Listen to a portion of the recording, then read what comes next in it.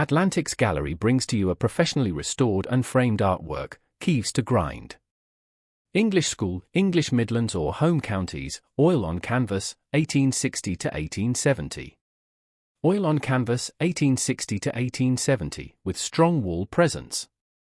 See more at atlantiques.co.uk.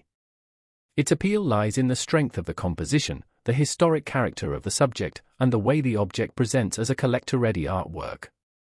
Look closely at the full composition, then at the details, composition, restoration, framed presentation. These are the qualities that give the painting its wall presence and collector appeal. The catalogue notes strengthen the story of the piece, connecting its composition, subject and visual language with related works and the tradition behind it. Its restoration adds to the sense of care around the object, bringing the surface, color, and presentation into a condition that invites confident inspection. The framed presentation matters. Oil on canvas is offered as a complete object, with condition, frame, and visual presence all contributing to its appeal.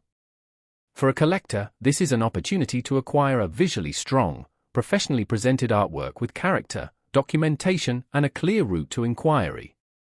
Visit atlantiques.co.uk, review the artwork page, and contact Atlantiques Gallery to request information or make an offer.